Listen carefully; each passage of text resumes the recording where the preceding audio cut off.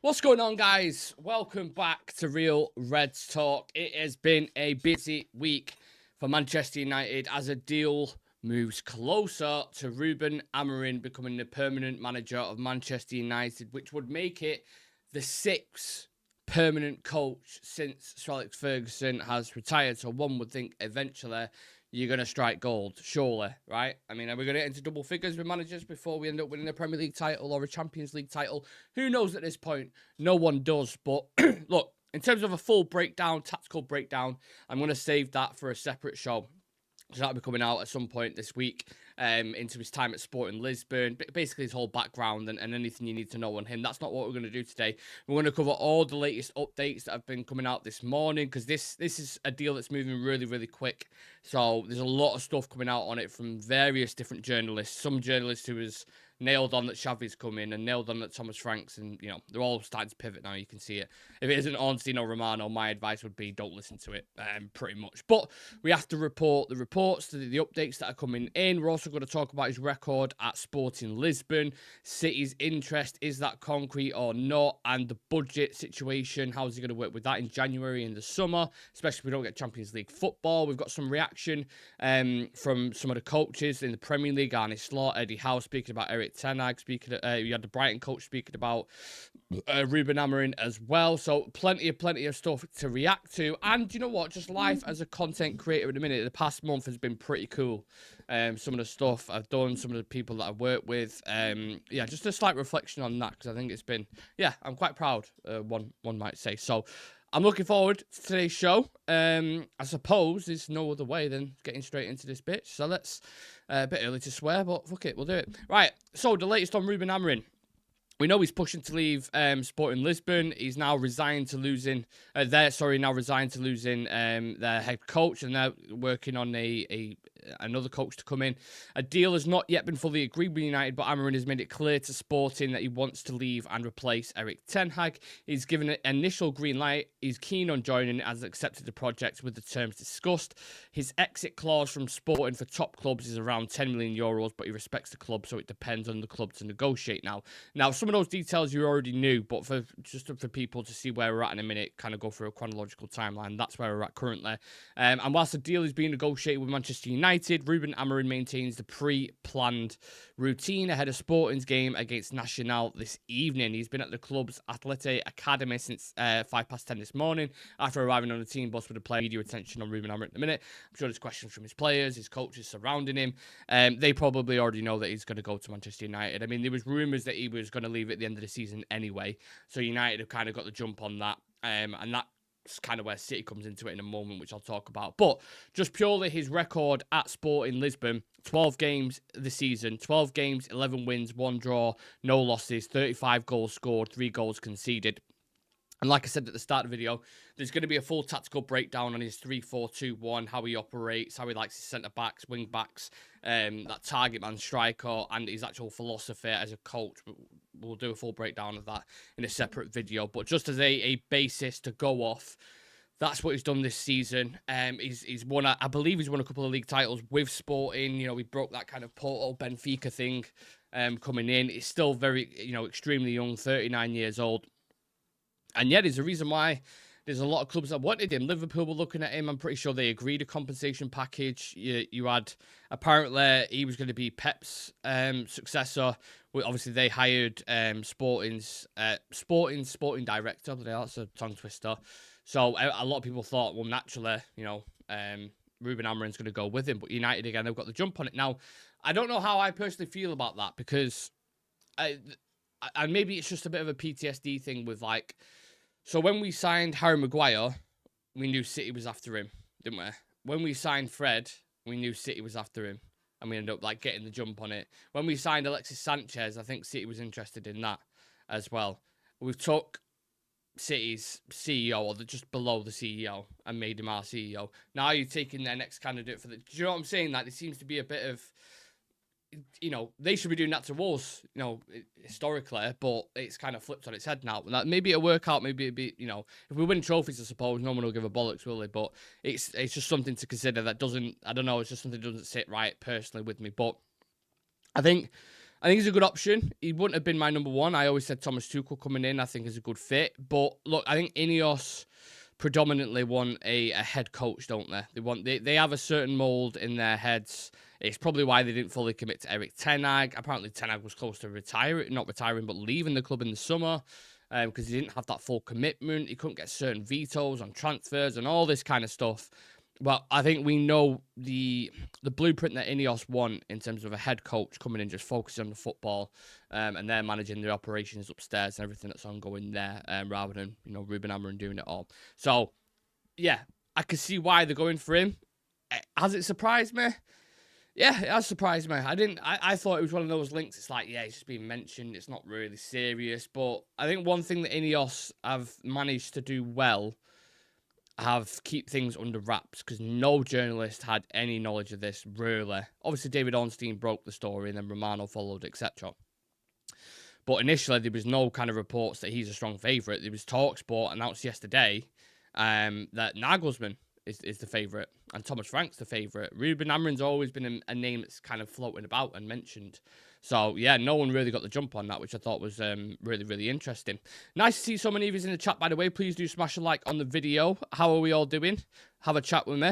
We'll get into the budget for January in the summer window if Amorim does come in. Sean saying first. Andy Williams saying, I hope he's here Sunday. Cowell says, fans Manchester United, 1 like. Thank you very much. Dan Errington, if Amorim goes through, will Ruud leave completely? Well, that's what I mean. There's conversations to have about staff around him as well, isn't there? What's going to happen to Rene Hack, Ruud van Nistelrooy, all these new staff that they've brought in. Are they going to get rid of him again? My audio's breaking. I'll look into that in a moment. Is it just me as the mic skipping? It might be because I'm kicking this wire a little bit. Let me know if it continues, guys. Sorry if it's done that. Imagine I've just done like an opener for 5 minutes and it's just been skipping. Apologies if it has. Let me know. Rashford will still get sacked. Yeah, look, I think that's something we need to consider, really. And again, I'm going to touch on this in the video, so I don't want to go too deep into it. But if you're Marcus Rashford now, and you've played under Erik Ten Hag, you've played under Ralf Rangnick, you've played under Ole Gunnar Solskjaer, you've played under Jose Mourinho, and obviously you got your start under Louis van Gaal, and it's not working out, it's kind of like, oh, maybe the player's not working out. Maybe he needs to move on. You've seen glimpses, but we don't get enough consistency out of him. And I think what's interesting is the way Ruben Amorim sets up. Will Rashford have a role in there? Will some of the key players that we've got in the moment have a role in there? If you look at someone like Ugarte, for example, played his best football under Ruben Amorim, and the stats will show that. But I'll save that. I'm saving that for the full video. I know I keep mentioning it, but I'm excited to do that after this live stream. So that'll be dropping at some point this week. Really interested and actually surprised and excited. It makes me more excited now I've done my research into him and really had a look at him and what he's about as a coach. Yeah, I'm interested. I'm very interested. And, I mean, we've been craving, not we, I don't want to speak for everyone, but, a couple of months ago, you can go back and look at this channel, and we was talking about a back five and how we could bring Euro in and have Martinez progressing into midfield and all that kind of stuff. The wing backs is the interesting conversation. Would love to see Diamande and Nascio come in if we're going to play 3 centre-backs, unless Branflix is still our priority. Yeah, I mean, Branflix is a great shout. It's gone very quiet on that front, hasn't it? But, yeah, I think Branflix, I'm still a massive fan of. I could definitely see him working in that system. Inacio, I'm a bit like, his quality on the ball is one of the best in Europe on the ball, but physically, he doesn't fit the profile. For me personally, I don't think he does. McMillan saying, I think Amorim's better than Tuchel. Amorim been at Sporting over 4 years. Rather rare a manager stays at a longer club. Tuchel is a fly-by-night in the front door, straight out the back. Andy saying, I hope he gives them players simple. Andy, I bet you woke up with a smile on your face this morning, aren't you? Because you really didn't like Erik Ten Hag. So I bet you've woke up with a smile on your face.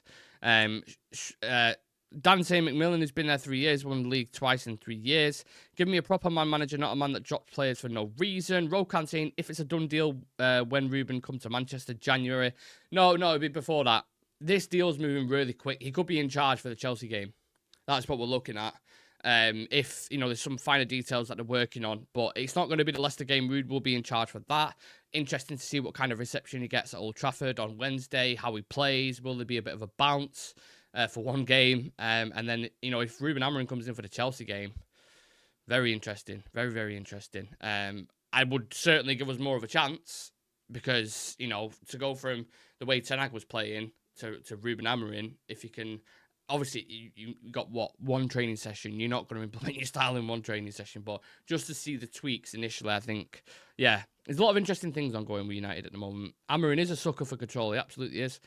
I wasn't really asked because I was disappointed with Ineos. In my opinion, they had a howler. Yeah, look, I think Ineos is another talking point because one thing I said, and I got absolutely like shit on for saying it, when we had all this positivity, when Ineos came in over the summer and he was doing all the right things, they're bringing the right, you know, Dan Ashworth's come in, Wilcox, etc., etc.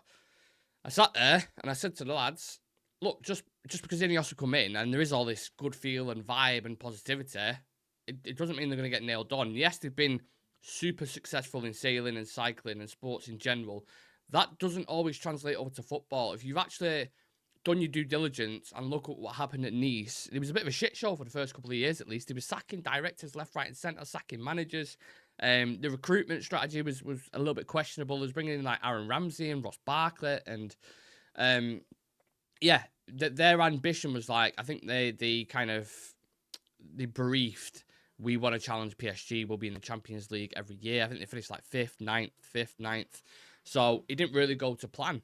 And that's on a smaller scale with all due respect to Nice in France. Manchester United right now is the most difficult job in world football, whether you're a manager or just bringing them back to former glory, because many managers have tried and many managers have failed, and some of the best coaches in the world, by the way. So to get this sporting project right, it almost feels impossible, doesn't it? History will tell you that. So, yeah, we're putting a lot of faith and trust into Ineos. But, they're not definitely going to pay it off, are they? Do you know what I'm saying? Everyone's just kind of gone away with the clouds and like, yeah, Ineos are guiding us. And do you know what I'm saying? Like, let's bring it back down to reality slightly, a little bit. It's not all sunshine and rainbows and unicorns. We're 14th in the league. We've spent 200 million in the summer. Let's see what Amorim does. Please do smash like on the video if you are just joining. We're currently on 7,312 subscribers, which is amazing. If you are just tuning in, hit that subscribe button for us. It takes 2 seconds out of your time, and it's absolutely free. It doesn't cost you anything. Right, so the budget. We had Jamie Jackson just reporting now that Ruben Amorim, or whoever succeeds Erik Ten Hag as Manchester United's manager, will have a limited budget to strengthen the squad in January. Now, my question to you guys is, when we go into the January window, who would you go and get? A left back is kind of the obvious one, right? But do you go and get a loan? Is someone like an Anthony Robinson from Fulham available? Is someone like an Alphonso Davies available? You look at that wing-back system that Amorim might be deploying. That could be. Can you get the jump on that Alphonso Davies deal? Because he would be amazing as a wing-back. I don't think we currently have the wing-backs to play in that system, really. I mean, Dalot and Managerial, I think, could play it, but I think we need more of like a Frimpong type signing in those wing-back positions. So, yeah, will they go in for someone in January? Gutierrez, again, I don't know what he's like systematically in terms of will he fit a back five or what have you, but wing-back's very important in Amorim's system, so I imagine he would probably want to go for one of them. Do we need anyone else? Are they going to strengthen the attacking areas? Are they going to bring in, a right-back? Or, do you know what I'm saying? What do we think? Talk to me, people, because this isn't just my show. This is your show as well. So get your opinions in the comments. I want to hear. I've read that United are going to go all out to get Davis in the summer. Sean saying, yes, Andy, 15 mil, no-brainer. Amorim will know how good Nuno Mendes is. Let's make it happen. Yeah, look, I think man management, I'm going into this full breakdown video where I'm trying to stop myself because I really want to separate the two. I'm going to do a full breakdown video on Ruben Amorim and his tactics at Sporting. But the players that he's improved as well. I think Pedro Porro, we worked with, Nuno Mendes, as you've just mentioned, João Paulinho, Manuel Ugarte, loads of players that he's improved. And as well, what's super impressive about Ruben Amorim is he's had a minus net spend of like 170 million or something. And he's had to continually rebuild squads, which is amazing. So that's another kind of feather in his cap. But I will slow the momentum car down just a little bit, and I will say, we were saying all these things about Erik Ten Hag. We were saying, look at the style of play, look at the teams that he's built, look at the players that he's worked with. Like I said, it isn't all sunshine, rainbows, and unicorns, because if you want to get this United team pressing in a certain way, and playing as a collective is easier said than done. I'm sure Ten Hag wanted him to press. I'm sure he wanted a certain style, but getting him to replicate it on the pitch is different. And people will say, well, that's what a good coach does. And maybe you're correct on that. But like I said, we've seen the same inconsistencies. When we sit here and think about it now, what is one thing that we constantly see with this United team, regardless of the coaches? We could all agree on this, right? Inconsistency. Inconsistent. Players like Marcus Rashford, one season they can score 30 goals, the next season they go absolutely fucking missing. Periods in a game where they'll play extremely well for 20 minutes and then you don't see him for the rest of the game.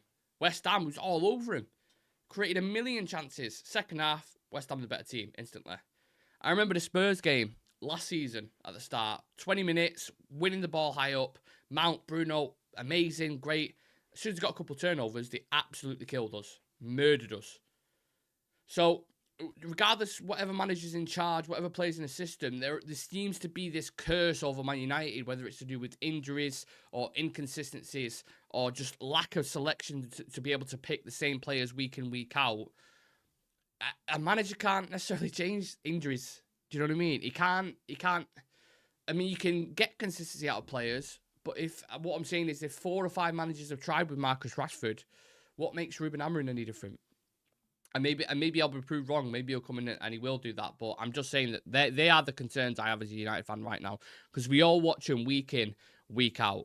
So if he can come in and get these players playing, which I'm sure they will for 6 months or what have you, but I'm saying if they get back up to competing in the Premier League and competing in Europe, I will be hugely impressed. And to do that to have that on your resume is unbelievable. Unbelievable. Georgie Mladenov says, I don't know, it seems kind of awkward to have a manager 1 year older than the oldest player in the team. I'm not saying he'll fail, just seems first sight you don't get that respect straight away. Well, a lot of people thought the same about Fabian Herzler at Brighton. He's about 5 years younger than James Milner, I think. And look at the football they're playing. I know it's apple and oranges when you compare it to Manchester United, but just because they're the younger coach, I think it's going down that route quite a lot. Xabi Alonso's still relatively young. I think from when I was doing my research yesterday, when I was making that video, well, not making it, but scripting that video, I think he retired the same age as Xabi Alonso, Ruben Amorim. I'm pretty sure I read that. And obviously look at Xabi Alonso now. You are getting these younger molds of coaches between the ages of 30 and 40. It's becoming like a more common thing, rather than your Roy Hodgsons, who I don't know, what is he like, 112 or something. We've got Tiger UK's in the chat saying, I hope we sign wingers and a striker, as we had box office wingers for years. We need width. Well, with Amorim's system, and again, I'm going to go back to it, but he has more kind of inside forwards, I want to say, where you can play a playmaker there like a Bruno Fernandes. You can play an Amad Diallo. You can also have wingers as well. But obviously, the ones that are providing the width are more likely to be your wing back. So even like a Mount can go in that kind of front three, or a Bruno, if Mount's fit and available. Sam Gibson got it. Rashford is irreparable. Yeah, I would suggest of history.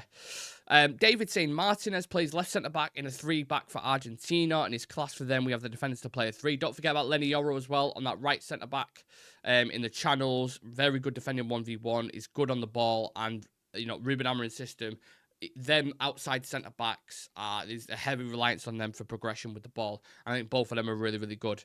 And then I think like the middle centre-back steps into midfield. You've got your wing-backs pushing on. I'm not getting into it. You keep drawing me into this tactical talk, and I'm saving it. I'm saving it from the video. But you're spot on, David. You're spot on. 32 he retired. Yeah, crazy. 81 people in the chat and 12 likes. Come on. I know. Come on, smash like. Ruben Amorim is en route to Manchester United.